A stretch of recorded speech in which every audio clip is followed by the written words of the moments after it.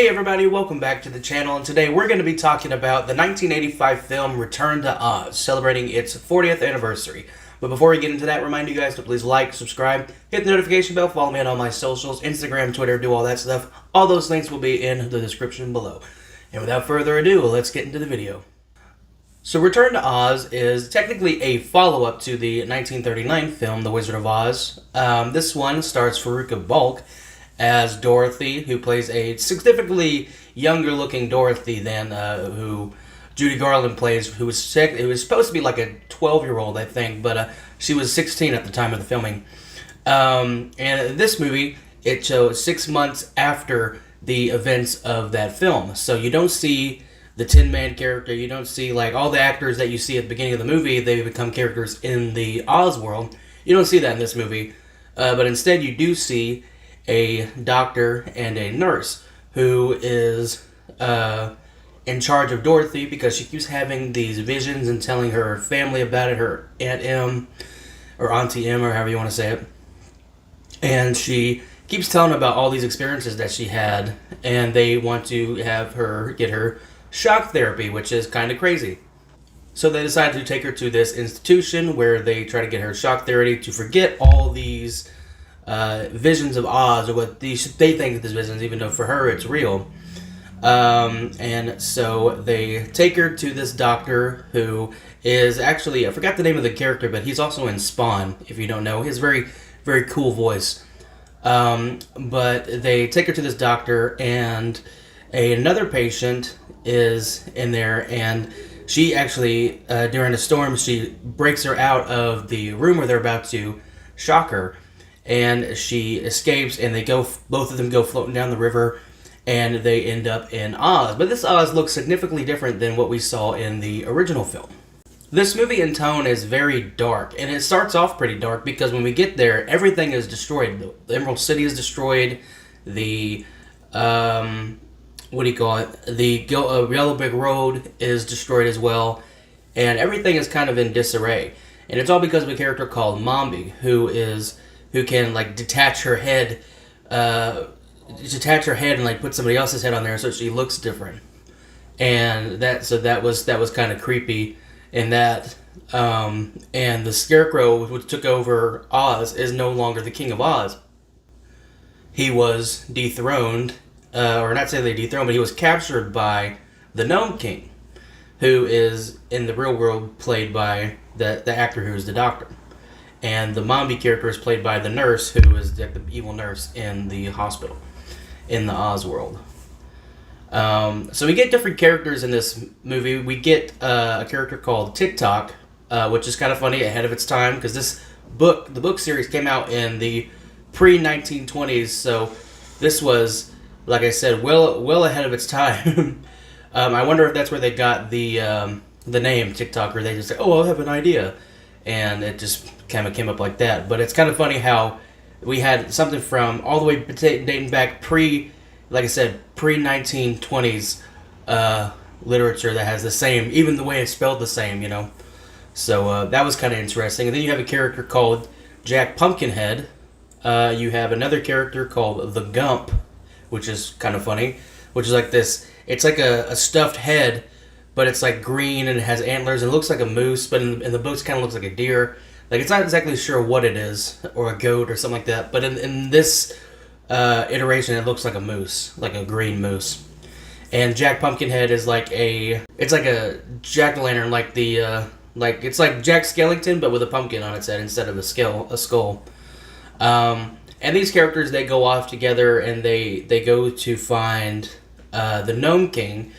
And I will say one thing about this movie is that it is a Disney movie. I don't know if it had the same budget, or probably had a little bit more because of charged for like inflation and everything. But the set design of this movie is actually kind of crazy, but some of the effects don't quite hold up that well. Some of the rotoscoping and stuff is kind of not really well done. But like I said, this was 85, so this was somewhat new technology, but not entirely new. So it just kind of looks weird. This movie is also, like I said, very dark in tone. Like, there's a lot of, like, kind of scary. Like, this movie is kind of horrifying in some things, because there's this desert that if you step in, and you step in, you become sand and you die. So it's the desert of death, or the death desert, or something like that. Like, it's not a very creative name, but the Deadly Desert, that's what it's called, the Deadly Desert. And we get that with one of the characters, one of the Wheeler characters with like these new iterations. I don't know if it's from the book, but it's like these guys, they're on all fours and they got wheels and they're like covered in like all this neon colors, and they wear a face mask and shit, and they have high-pitched voice. It's kind of creepy. One of them falls into the sand and he becomes sand, so that's kind of terrifying.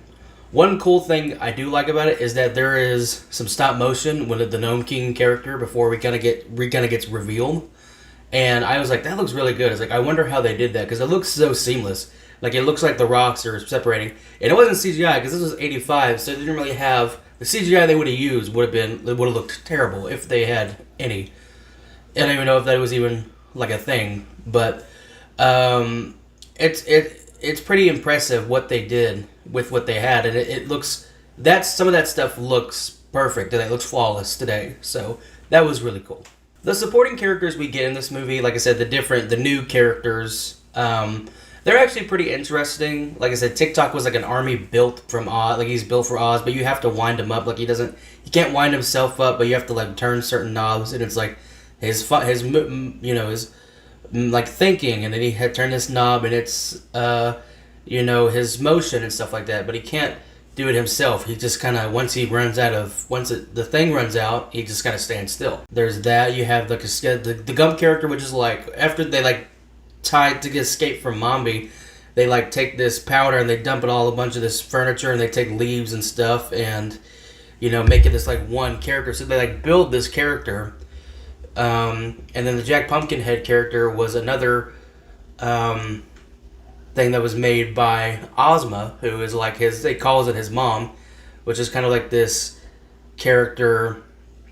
It's like the Queen of Oz, I guess. I guess is what it's named after. Entirely clear who she is. Like, she just kind of shows up at the end of the movie, but we do see glimpses of her because she's a little girl that's in the hospital. And she makes her escape, so we do see her, like what she's gonna look like, in the real world. So there is a real life counterpart. They do, blend that. But like I said, these side characters, they don't have any real life counterparts. They're just like characters in Oz, and I guess they kind of had to do that in a way. They had to do that for the movie, so it's like we don't have to get like 2 or 5 actors here, and we have to get 5 more actors, which.